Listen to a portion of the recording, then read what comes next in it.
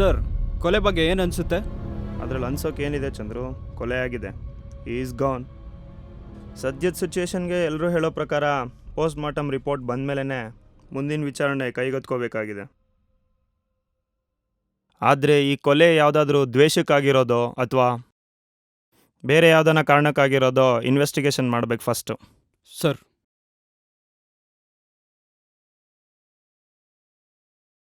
ಹಾಂ ಚಂದ್ರು, ಸರ್. ನೀನು ಹಾಸ್ಪಿಟಲ್ಗೆ ಹೋಗಿ ಪೋಸ್ಟ್ ಮಾರ್ಟಮ್ ರಿಪೋರ್ಟ್ ತೊಗೊಂಬಂದ್ಬಿಡು, ನಾನು ಹೋಗಿರ್ತೀನಿ. Okay sir.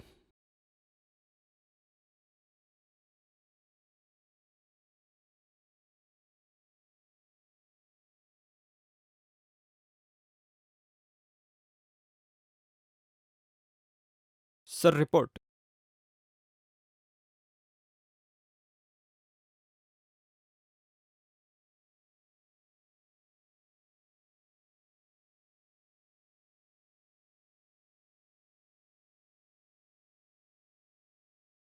ಮನುಷ್ಯ ತುಂಬಾನೇ ಸುಖವಾಗಿದ್ದ ಅನ್ಸುತ್ತೆ. ಶುಗರ್ ಲೆವೆಲ್ ಜಾಸ್ತಿನೇ ಇದೆ. ಹೌದು ಸರ್, ಕೊಲೆ ಆಗೋಕ್ಕೆ 1 ಅವರ್ ಮುಂಚೆ ಅದಕ್ಕೆ ಸಂಬಂಧಪಟ್ಟ ಮಾತ್ರೆ ತೊಗೊಂಡಿದ್ದಾನೆ. ವೆಲ್, ಕೊಲೆಗೆ ಸಂಬಂಧಪಟ್ಟಾಗ ಏನಾದರೂ ಡಾಕ್ಯುಮೆಂಟ್ ಸಿಕ್ಕಿದ್ರೆ ನಂಗೆ ಇನ್ಫಾರ್ಮ್ ಮಾಡಿ. ಹಾಗೆ ಚಂದ್ರು, ಬ್ರೇಕ್ಫಾಸ್ಟ್ ಮಾಡಿದ್ರಾ? ಇಲ್ಲ ಸರ್, ರಿಪೋರ್ಟ್ ತರಕ್ಕೆ ಹೋಗಿದ್ದೆ, ಅದಕ್ಕೋಸ್ಕರ ಈಗ ಹೋಗಿ ಮಾಡ್ಬೇಕು ಸರ್. ಓಕೆ, ಮಾಡ್ಕೊಂಬನ್ನಿ, ಮಾತಾಡೋಣ.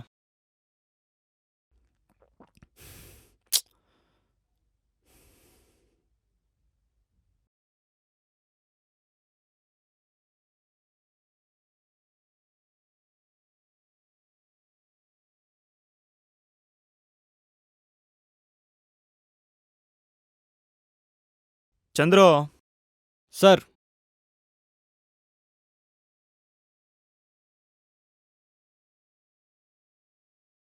ಈ ಗೌತಮ್ ಕೊಲೆ ಆಗಿದ್ದು ಹಿಂದಿನ ದಿನ ಏನೇನು ನಡೀತು ಅಂತ ನಂಗೆ ಡೀಟೇಲ್ ಸ್ವಲ್ಪ ತಂದ್ಕೊಡಿಪಾ. ಈಗಲೇ ಕಲೆಕ್ಟ್ ಮಾಡ್ಕೊಂಬನ್ನಿ. Okay sir.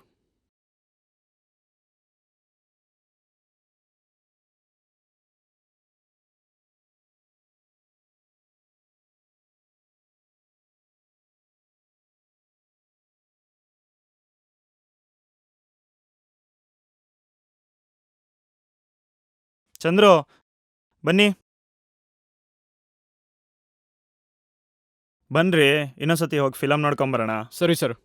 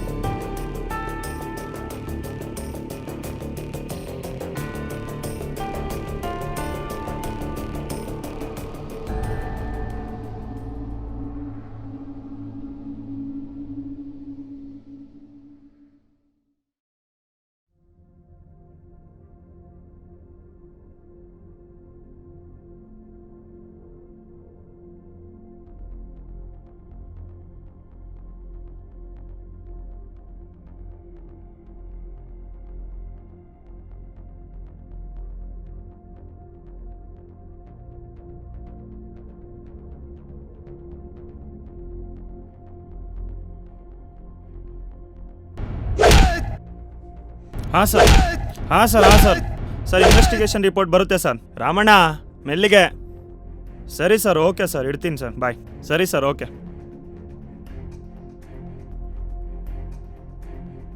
ಸರ್ ನೀವು ಹೇಳಿದ ಪ್ರಕಾರ ಕೊಲೆ ಆದ ಗೌತಮ್ ಬಗ್ಗೆ ಅವ್ರ ಆಫೀಸಲ್ಲಿ ವಿಚಾರಿಸ್ದೆ ಸರ್.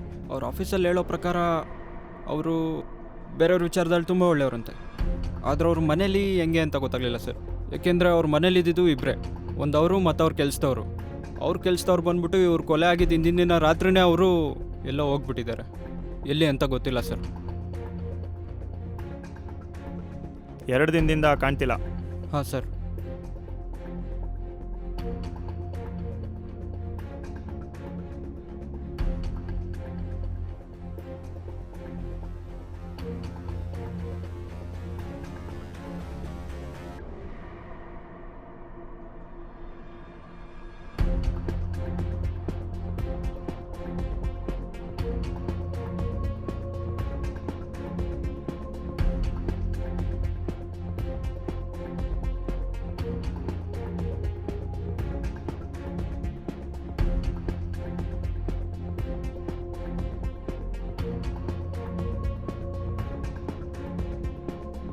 ಸರ್ ಕೊಲೆ ಆದ ಜಾಗಕ್ಕೆ ರೌಂಡಿಂಗ್ಸ್ಗೆ ಹೋದಾಗ ಈ ಮೊಬೈಲ್ ಸಿಕ್ತು ಸರ್. ಓಕೆ, ಪರವಾಗಿಲ್ಲ ರೀ, ಅರ್ಧ ಇನ್ವೆಸ್ಟಿಗೇಷನ್ನ ಮುಗಿಸ್ಬಿಟ್ಟಿದ್ದೀರಾ. Thank you sir.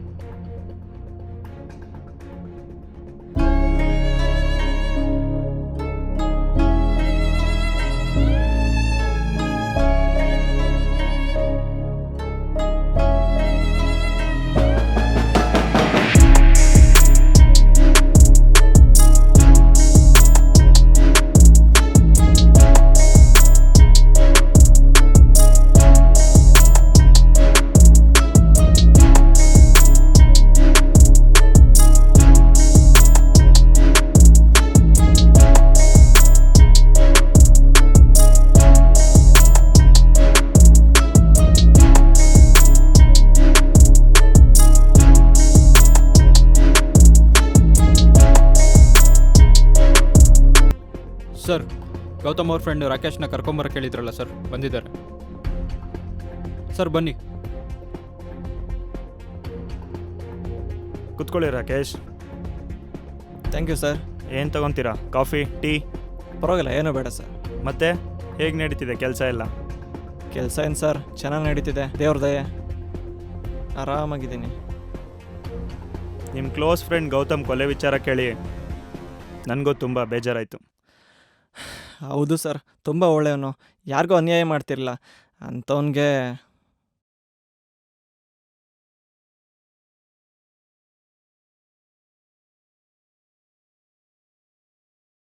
ಮತ್ತೆ ಕೊಲೆ ಯಾಕ್ರಿ ಮಾಡಿದ್ರಿ?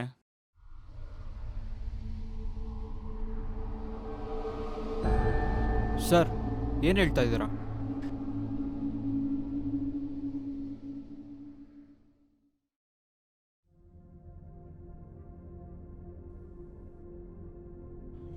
ದೇವರು ಮನುಷ್ಯಂಗೆ ಏನೂ ಕೊಡದೇ ಇದ್ದಾಗ ಅತೃಪ್ತಿ ಅನ್ನೋ ಕ್ರಾಂತಿನ ತುಂಬಿ ಕಳಿಸ್ತಾನಂತೆ. ಆದರೆ ಇವರಿಗೆ ಅವ್ರ ಮೇಲೆ ಏನು ಅತೃಪ್ತಿ ಇತ್ತೋ ನನಗೆ ಗೊತ್ತಿಲ್ಲ. ಚಂದ್ರು ಯಾವುದೇ ಕೆಲಸ ಮಾಡಬೇಕಾದ್ರೂ ಕಂಫರ್ಟಬಲಾಗಿ ಮಾಡಬೇಕು, ಇಲ್ಲಾಂದರೆ ನಮ್ಮಂಥ ಪೊಲೀಸವ್ರಿಗೆ ಕೆಲಸ ಈಸಿ ಆಗೋಗುತ್ತೆ. ಈ ಕೇಸ್ ಕೈಗೆತ್ಕೊಂಡಾಗ್ಲಿಂದನೂ ನನಗೆ ಒಬ್ಬೊಬ್ಬರ ಮೇಲೂ ಅನುಮಾನ ಬಂತು. ಆದರೆ ನನಗೆ ಫಸ್ಟ್ ಅನುಮಾನ ಬಂದಿದ್ದು ಗೌತಮ್ ಅವ್ರ ಮನೆ ಕೆಲಸದವ್ರ ಮೇಲೆ. ಕೊಲೆ ಆಗಿದ್ದ ದಿನವೇ ಆತ ಕೂಡ ಕಾಣೆ ಆಗ್ತಾನೆ. ನಾನು ಕೇಸ್ ತೊಗೊಂಡು ಕೆಲವೇ ಗಂಟೆಗಳಲ್ಲಿ ನನ್ನ ದೃಷ್ಟಿ ಅವ್ರ ಮನೆ ಕೆಲಸದವ್ರ ಮೇಲೆ ಹೋಗಿತ್ತು. ಎಲ್ಲಿವರೆಗೂ? ಅವ್ರ ಮನೇಲಿ ಡೈರಿ ಸಿಗೋವರೆಗೂ ಮಾತ್ರ. ಚಂದ್ರು,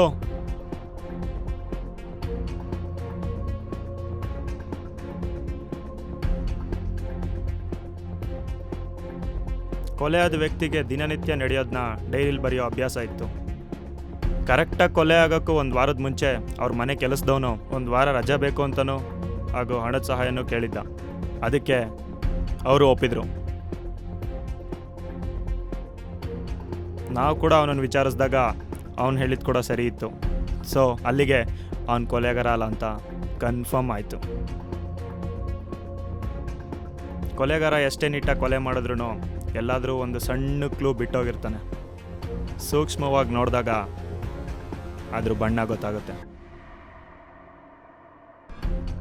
ನಾನು ಸೆಕೆಂಡ್ ಟೈಮ್ ಸ್ಪಾಟ್ ಇನ್ಸ್ಪೆಕ್ಷನ್ಗೆ ಹೋದಾಗ ನನಗೆ ಕೆಲವೊಂದು ವಿಷಯ ಕನ್ಫರ್ಮ್ ಆಯಿತು. ಕೊಲೆಗಾರ ಕಳ್ತನಕ್ಕೆ ಮಾಡಿದ ಕೊಲೆ ಆಗಿದ್ದಿದ್ರೆ ಪೂರ್ತಿ ಹಣ ದೋಚ್ಕೊಂಡು ಹೋಗ್ತಿದ್ದ. ಆದರೆ ಅವ್ನು ಹಾಗೆ ಮಾಡದೆ ಅವ್ನು ಮಾಡಿದ ಅಪರಾಧ ಕಳ್ಳನ ಮೇಲೆ ಬರೋ ಹಾಗೆ ಮಾಡಿ ಸ್ವಲ್ಪ ಹಣನ ಮಾತ್ರ ತಗೊಂಡೋದ. ಅವ್ನು ಎಷ್ಟು ಈಸಿಯಾಗಿ ಒಳಗೆ ಬಂದೋ ಅಷ್ಟೇ ಈಸಿಯಾಗಿ ಹೊರಗೋದ. ಕೊಲೆಗಾರ ತನಗೆ ಗೊತ್ತಿಲ್ಲದಾಗೆ ಎಷ್ಟೋ ಸುಳಿವುಗಳನ್ನು ಬಿಟ್ಟೋಗಿದ್ದ. ಆದರೆ ತುಂಬ ಕ್ಲೂ ಸಿಕ್ಕಿದ್ವು, ಕೊಲೆಗಾರ ಮಾತ್ರ ಸಿಗಲಿಲ್ಲ.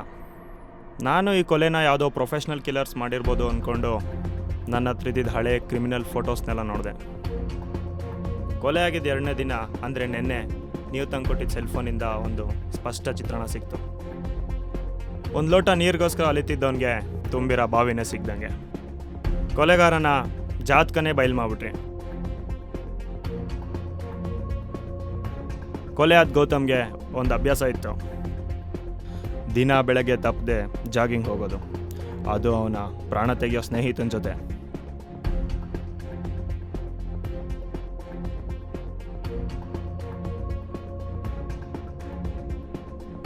ಜಾಗಿಂಗ್ ಮುಗಿದು ವಾಪಸ್ ಬರೋವಾಗ ಯಾವುದಾದ್ರೂ ಒಂದು ಜಾಗದಲ್ಲಿ ಇಬ್ಬರು ಸೆಲ್ಫಿ ತಗೋತಾ ಇದ್ರು. ಪ್ರತಿದಿನವೂ ಇದು ತಪ್ಪದೆ ಫಾಲೋ ಆಗ್ತಿತ್ತು. ನನಗೆ ಫಸ್ಟು ಅನುಮಾನ ಬಂದಿದ್ದೆ ಅಲ್ಲಿ. ಆ್ಯಸ್ ಯೂಶ್ವಲ್ ಕೊಲೆ ಆಗಿದ್ದ ದಿನ ಅಂದರೆ ಸಂಡೇ ಕೂಡ ಜಾಗಿಂಗ್ ಹೋಗಿದ್ದಾರೆ. ಆದರೆ ಸೆಲ್ಫಿ ವಾಸ್ ಮಿಸ್ಸಿಂಗ್. ಎಲ್ಲೋಯ್ತು? ಅಷ್ಟಕ್ಕೆ ನಿಮ್ಮನ್ನು ಅಪರಾಧಿ ಅನ್ಬೋದಾ ಅಂತ ನನ್ನ ಮನಸ್ಸಿಗನ್ನಿಸ್ತು. Not for mind. ಸೊ ಅಲ್ಲಿಂದ ಆಚೆಗೆ ನನಗೊಂದು ಸ್ಪಷ್ಟ ಚಿತ್ರಣ ಸಿಕ್ತು. ಕೊಲೆಯಾಗಿ 2-3 ಗಂಟೆಗಳ ನಂತರ ಅಕ್ಕಪಕ್ಕದ ಮನೆಯವ್ರಿಗೆ ವಿಷಯ ಗೊತ್ತಾಗುತ್ತೆ. ಆದರೆ ನೀನು ಎಲ್ಲೋ ಇರೋನಿಗೆ 20 ನಿಮಿಷದಲ್ಲಿ ಹೇಗೋ ವಿಷಯ ಗೊತ್ತಾಗಕ್ಕೆ ಸಾಧ್ಯ? ಕೊಲೆ ಮಾಡಿದವನಿಗೆ ಅಷ್ಟು ಗೊತ್ತಾಗಲ್ವಾ? ಸಾಮಾಜಿಕ ಜಾಲತಾಣ ಅಂದರೆ ಸೋಷಿಯಲ್ ನೆಟ್ವರ್ಕಿಂಗ್. ಗೌತಮ್ ಅವ್ರಿಗೆ ತುಂಬ ಜನ ಫ್ರೆಂಡ್ಸ್ ಇದ್ದರು. ಅವ್ರು ಯಾವುದೇ ಡಿಸಿಷನ್ ತೊಗೋಬೇಕಾದ್ರೂ ಅವ್ರ ಫ್ರೆಂಡ್ಸ್ ಜೊತೆ ಮಿಂಗಲ್ ಆಗಿ ಅವ್ರ ಸಜೆಷನ್ಸ್ನ ಕೇಳಿನೇ ತೊಗೊತಿದ್ರು. ಕೊಲೆ ಆದ ಗೌತಮ್ಗೆ ಎಲ್ಲ ಫ್ರೆಂಡ್ಸು ಸಂತಾಪ ಸೂಚಿಸಿದ್ರು. ಆದರೆ ನೀನು ಎಕ್ಸಾಕ್ಟ್ಲಿ 22 ಮಿನಿಟ್ಸ್ಗೆ ಫೇಸ್ಬುಕ್ಕಲ್ಲಿ ಟ್ಯಾಗ್ ಮಾಡಿ ಸಂತಾಪ ಸೂಚಿಸಿದ್ಯಾ. ಆ್ಯಂಡ್ ನೀನು ವಾಟ್ಸಪ್ ಸ್ಟೇಟಸ್ ಕೂಡ.